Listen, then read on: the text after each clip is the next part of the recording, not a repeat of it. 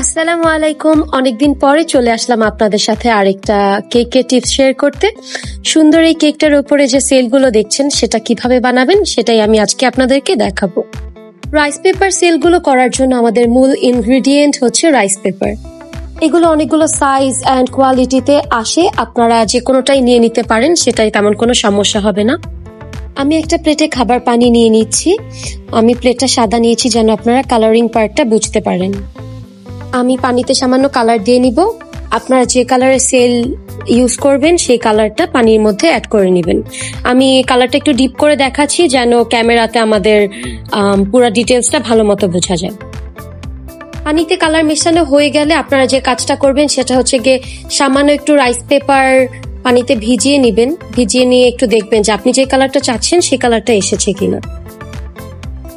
Colour test করার সময় অবশ্যই নিচে সাদা কিছু ধরে নেবেন, না হলে কিন্তু আপনি বুঝতে পারবেন না কালারটা।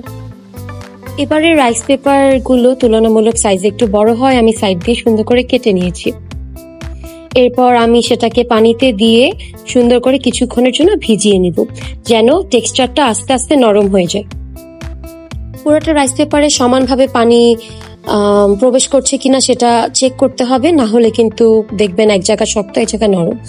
আপনারা দেখতে পাচ্ছেন আমি যে রাইস পেপারটা দেখাচ্ছি, এক পাশে একটু খসখসা টাইপ, মানে রাইস পেপার যে টেক্সচারটা সেটা দেখা যাচ্ছে, আরেক পাশে সেটা একটু কম দেখা যাচ্ছে।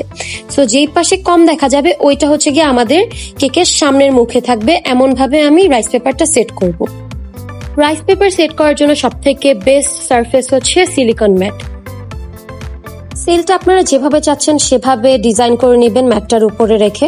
আমি যেভাবে করে নিচ্ছি একটু কুচি কুচি, বা এক এক সময় দেখা যায় এক এক কেকের ওপরে রাইস পেপার সেলের সেটআপটা এক এক রকম থাকে, সেরকম আপনারা নিজেদের মন মতো করে বানিয়ে নেবেন।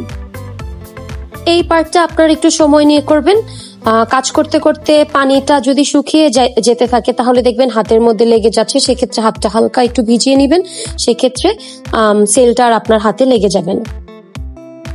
গ্লাভস পরে কাজ করার ক্ষেত্রেও সেম হবে, যদি হাতের মধ্যে লেগে যেতে থাকে তাহলে হাতটা হালকা একটু পানি দিয়ে ভিজিয়ে নেবেন। এরপর আমি এটাকে বাতাসের নিচে শুকাতে দিব। 3 থেকে 4 ঘন্টা পরে জিনিসটা কিছুটা এরকম হবে, তার মানে আপনার যে রাইস পেপার সেলটা এটা এখনো শুকায়নি ঠিক মতো। নর্মালি ওভারনাইট রেখে দিলে এটা সুন্দর করে ড্রাই হয়ে যায়, তবে যদি কেকের ডেলিভারি কাছাকাছি টাইমে থাকে আর জিনিসটা শুকিয়ে না থাকে, সেক্ষেত্রে আমি যেটা করি 5 মিনিট প্রিহিট করা ওভেন আমি কিছুক্ষণ রেখে দিই, অথবা ওভেনে সরাসরি দিয়ে আমি এটাকে 2-1 মিনিটের জন্য রেখে দিই। এরপর সেলটা পুরোপুরি ড্রাই আউট হয়ে যায়, আর ড্রাই আউট হয়েছে এটা আপনারা টেক্সচার থেকেই বুঝতে পারবেন। দেখেন কিভাবে চাপ দিলেই একদম ভেঙে যাচ্ছে। যদি একদম ভেঙে যায় সেক্ষেত্রে এটা হচ্ছে গিয়ে আপনার পুরোপুরি শুকিয়ে গিয়েছে। ঠিক মতো ড্রাই করে যদি আপনারা কেকের উপর রাইস পেপারটা না বসান, সেক্ষেত্রে আপনার সেলটা নুয়ে যাওয়ার চান্সেস থাকে।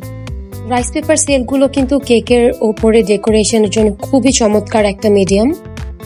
আপনারা চাইলে আমার দেখানো ওয়েতে রাইস পেপার সেলগুলো সেট করে নিতে পারেন। হ্যাঁ, এই প্রসেসটা খুবই ইজি, তারপরে আমি আপনাদের একবার দেখিয়ে দিলাম, কারণ নতুনরা হয়তো বা অনেকেই ওয়েটা জানেন না। আমি যেমন জানতাম না যখন আমার শুরু ছিল, তাই আমি আপনাদেরকে দেখিয়ে দিলাম।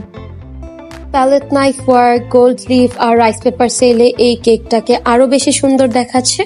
আপনাদের কাছে কেকটা কেমন লেগেছে আমাকে অবশ্যই জানাবেন। Thank you so much for watching.